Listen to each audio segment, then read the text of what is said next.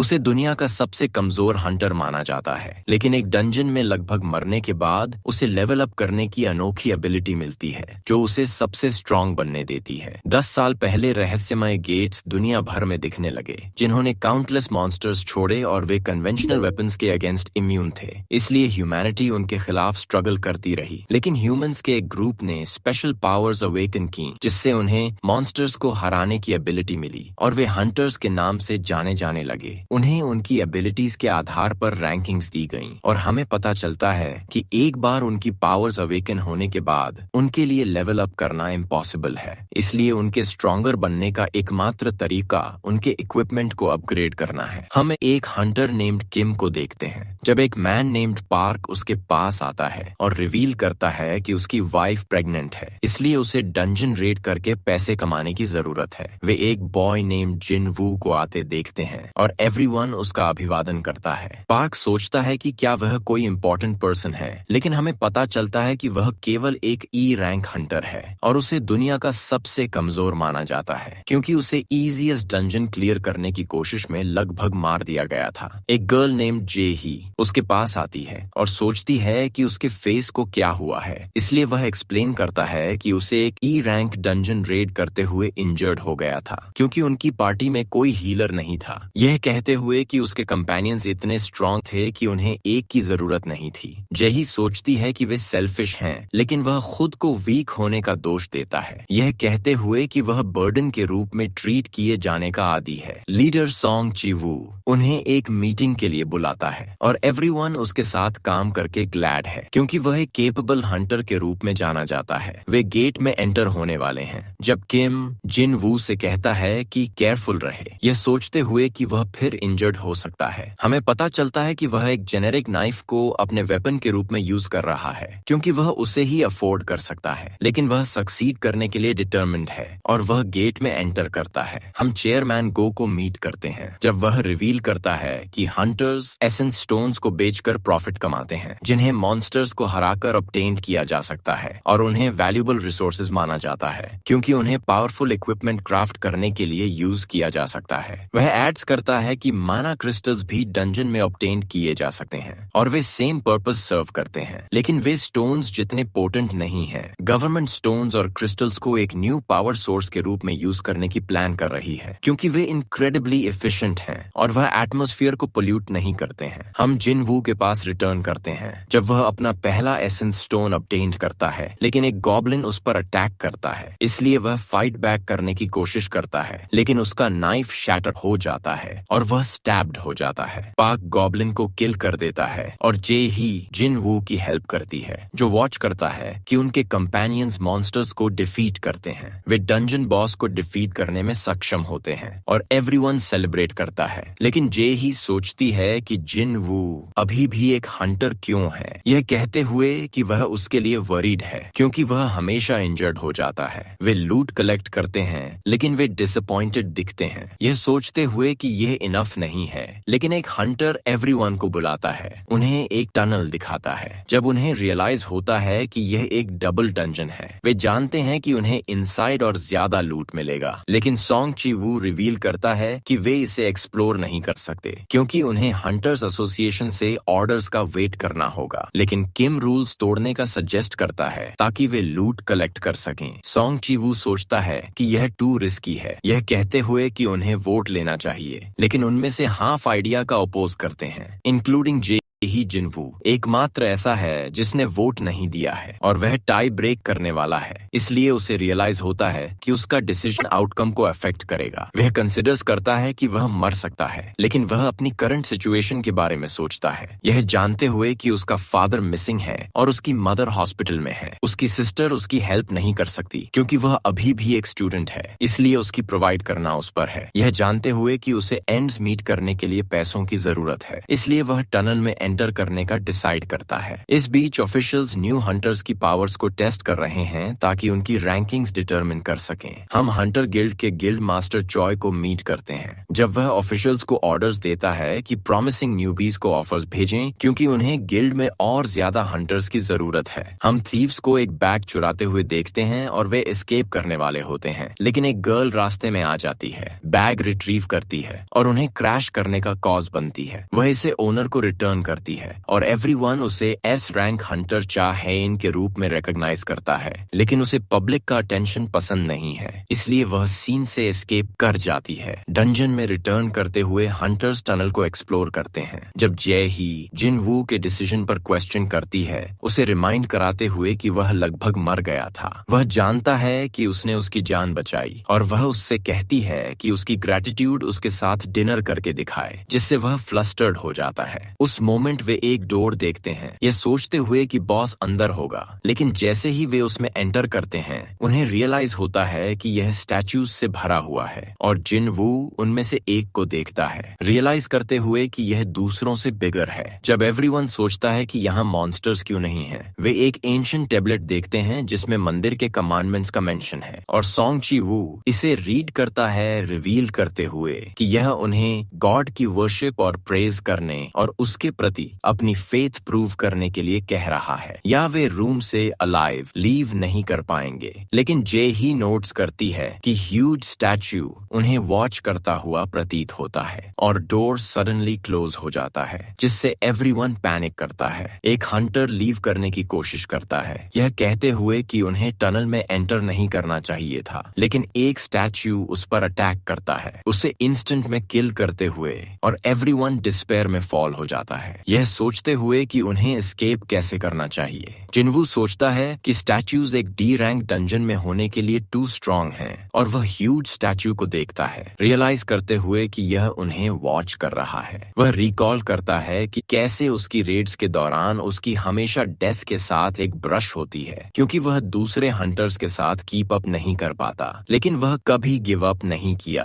और उसने वीकनेस के लिए कॉम्पेंसेट करना, एवरीथिंग को डिटेल में ऑब्जर्व करके सीखा। वह टेल कर सकता है कि वे ट्रबल में हैं, इसलिए वह एवरीवन को कवर लेने के लिए कहता है। जब स्टैच्यू एक एनर्जी बीम फायर करता है, एवरीथिंग को उसके पाथ में डिस्ट्रॉय करते हुए, एवरीवन रियलाइज करता है कि उनकी लाइव्स डेंजर में हैं और सोंग ची वू एवरीवन को मूव न करने के लिए कहता है, क्योंकि यह अनदर अटैक ट्रिगर कर सकता है। वह जिन वू के पास अप्रोच करता है, यह सोचते हुए कि वह डेंजर को सेंस करने में कैसे सक्षम था। वह एक्सप्लेन करता है कि यह जस्ट अ गट फीलिंग था, लेकिन उसे रियलाइज होता है कि सोंग ची वू ने अपना आर्म खो दिया है और वह जिन वू से कहता है कि ब्लीडिंग स्टॉप करने में उसकी हेल्प करे, इसलिए जिन वू उसे बैंडेजेस से कवर करता है। जब वह मेंशन करता है कि वह जाए ही की हेल्प मांगने की प्लान कर रहा था, लेकिन वह हमेशा प्रेशर एक्सपीरियंस करते ही फ्रीक आउट कर जाती है और यह एक्सप्लेन करता है कि वह इजी रेड्स में ही क्यों ज्वाइन करती है despite being a B rank healer. Song Chi Woo explain करता है कि वह बी रैंक डंजन्स में गया है, लेकिन उसने स्टैच्यू जितना पावरफुल मॉन्स्टर कभी नहीं देखा, ये सोचते हुए कि यह एक एस रैंक डंजन से बिलोंग्स करता है। वह टैबलेट पर लिखे कमांडमेंट्स को रिकॉल करता है और जिन वू सोचता है कि ह्यूज स्टैच्यू गॉड है। सोंग ची वू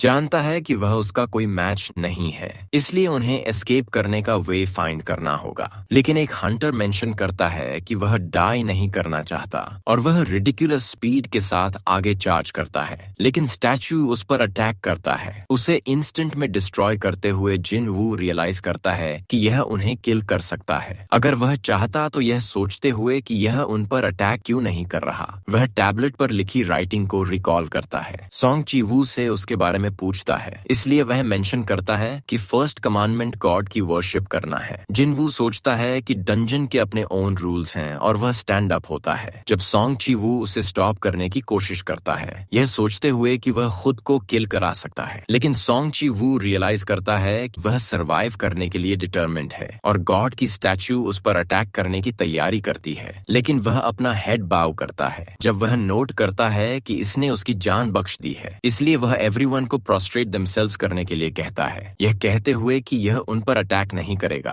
अगर वे अपने हेड्स लो रखें। वे उसके इंस्ट्रक्शंस फॉलो करते हैं और स्टैच्यू की आईज डीएक्टिवेट हो जाती हैं, लेकिन यह सडनली स्टार्ट स्माइलिंग करने लगती है, इसलिए एवरीवन एवरीवन वरीड हो जाता है, लेकिन पार्क नोट करता है कि यह कुछ नहीं कर रही है और एवरीवन सोचता है कि वे सेफ हैं, लेकिन यह सडनली स्टार्ट मूविंग करने लगती है उनकी तरफ वॉक करते हुए। जब वे पैनिक करने लगते हैं, जिनवू उन्हें रिमाइंड कराता है कि सेकंड कमांडमेंट गॉड की प्रेज करना है और एक मैन स्टैचू के पास अप्रोच करता है, क्लेम करते हुए कि वह जानता है कि क्या करना है। वह एक प्रेयर रिसाइटिंग स्टार्ट करता है, लेकिन यह उस पर स्माइल करती है। जब जिनवू रियलाइज करता है कि उसकी प्लान वर्क नहीं कर रही, उसे क्रश टू डेथ कर दिया जाता है और एवरीवन रन अवे स्टार्ट करता है जब यह उनका पीछा करती है। पार्क अपने फैमिली के बारे में सोचता है, यह जानते हुए कि वे उसके रिटर्न का वेट कर रहे हैं, लेकिन वह एक स्टैचू के पास अप्रोच करता है और यह मूविंग स्टार्ट करती है। उसे हाफ में स्लाइस करते हुए जिनवू सेकंड कमांडमेंट के बारे में सोचता है, रियलाइज करते हुए कि वेपन्स वाली स्टैचूज उसके कंपेनियंस को किल कर रही हैं और वह इंस्ट्रूमेंट्स वाली स्टैचूज देखता है, यह सोचते हुए कि उन्हें एक्टिवेटेड किया जाना चाहिए।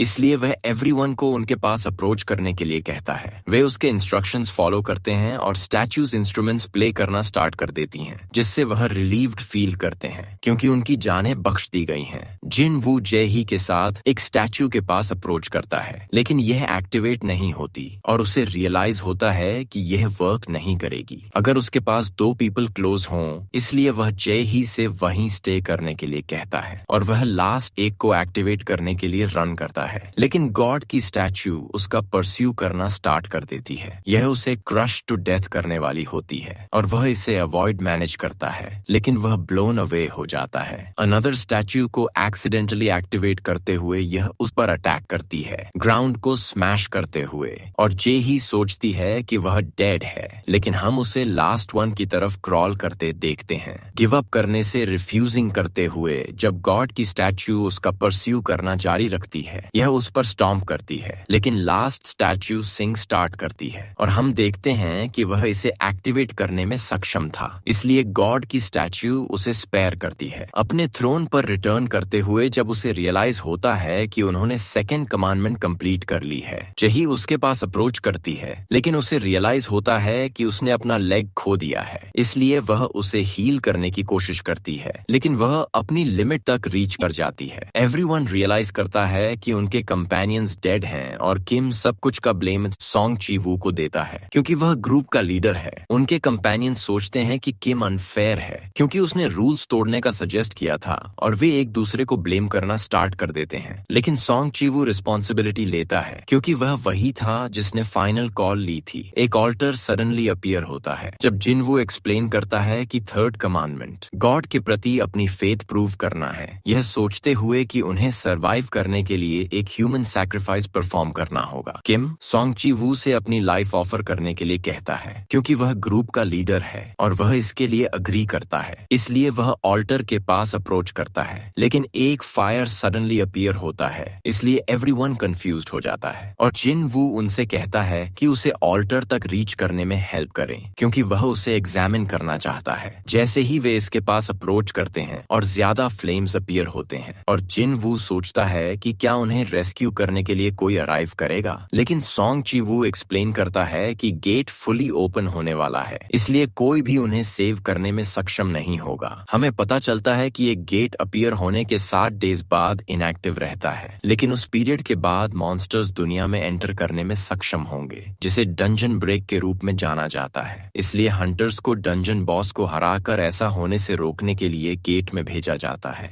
और जिनवू रियलाइज करता है कि अगर वे फेल करते हैं तो गॉड की स्टैच्यू उनकी दुनिया में एंटर करने में सक्षम होगी, इसलिए उन्हें ऑल कॉस्ट्स पर डंजन क्लियर करना होगा। वह एवरीवन को एडवाइस करता है कि ऑल्टर के पास अप्रोच करें और ज्यादा फ्लेम्स अपीयर होते हैं। जब ऑल्टर एक्टिवेट होता है, एक रिंग ऑफ ब्लू फ्लेम्स को उसके चारों ओर सराउंड करते हुए डोर ओपन होती है। जब एवरीवन सोचता है कि क्या वे लीव कर सकते हैं, लेकिन स्टैच्यूज मूविंग स्टार्ट कर देती हैं। जब एक ब्लू फ्लेम डिसअपीयर हो जाती है, एवरीवन पैनिक करता है, लेकिन जिनवू नोट करता है कि स्टैच्यूज स्टॉप हो जाती हैं जब वह उन्हें देखता है और वह एवरीवन से कहता है कि अपनी आईज ओपन रखें ताकि स्टैच्यूज मूव करने में सक्षम ना हो। ऐसा लगता है कि यह वर्क कर रहा है, लेकिन उनमें से एक पैनिक करती है और वह रन अवे स्टार्ट कर देती है, जिससे एक रेड फ्लेम डिसअपीयर हो जाती है। वह रूम से लीव मैनेज करती है और एवरीवन सोचता है कि क्या हो रहा है क्योंकि कमांडमेंट फेथ प्रूव करना है। जिनवू सोचता है कि कि यह एक ट्रैप है, लेकिन अनदर वन रन अवे करती है। इसलिए वह दूसरों को वार्न करता है कि उनके ब्लाइंड स्पॉट्स होंगे अगर और ज्यादा पीपल लीव करें। वह सोचता है कि ब्लू फ्लेम्स टाइमर के रूप में सर्व करते हैं और गोल सरवाइव करना है जब तक वे डिसअपीयर नहीं हो जाते। लेकिन किम जानता है कि वह श्योर नहीं है क्योंकि उसके पास अपने थ्योरी को सपोर्ट करने के लिए कोई एविडेंस नहीं है। किम उन्हें सरवाइव करने में हेल्प करने के लिए उसे थैंक करता है, लेकिन वह मेंशन करता है कि उसका एक फैमिली है जो उसका वेट कर रहा है और वह रन अवे करने का डिसाइड करता है। जिनवू रियलाइज करता है कि वह सभी स्टैचूज को स्टॉप नहीं कर सकते और सॉन्ग चीवू जे ही से जिनवू के साथ एस्केप करने के लिए कहता है, लेकिन उसकी लेग्स स्टॉप मूविंग करती हैं क्योंकि उसने ऑलरेडी अपनी सारी एनर्जी स्पेंड कर दी है। इसलिए जिनवू सॉन्ग चीवू से उसके साथ एस्केप करने के लिए कहता है, यह कहते हुए कि वह रन अवे करने में सक्षम नहीं होगा क्योंकि उसके पास केवल एक लेग है और वह उसे एक एसेंस स्टोन देता है। उसे डिनर खरीदने के लिए यूज करने के लिए कहता है। वह उसे लीव नहीं करना चाहती, लेकिन सॉन्ग चीवू उसे नॉकआउट कर देता है और कैरी करके ले जाता है। जिनवू एकमात्र बचा हुआ है, यह जानते हुए कि उसका कोई चांस नहीं है, लेकिन वह एक सोर्ड लेता है अपनी लास्ट ब्रेथ तक फाइट करने की प्लानिंग करते हुए। लेकिन स्टैच्यूज उस पर अटैक करती हैं, उसे ब्लो अवे करते हुए, और वह एक आर्म लूज करता है। वह एक ब्रूटल बीट डाउन को एंड्योर करता है और वह ऑल्टर पर लैंड करता है। जब एक स्टैच्यू उसे स्ट्राइक डाउन करने की तैयारी करती है, वह नोट करता है कि वह डाई नहीं करना चाहता। और यहीं ये वीडियो खत्म होती है। याद रहे, लाइक और सब्सक्राइब जरूर करें और अगली बार फिर मिलते हैं।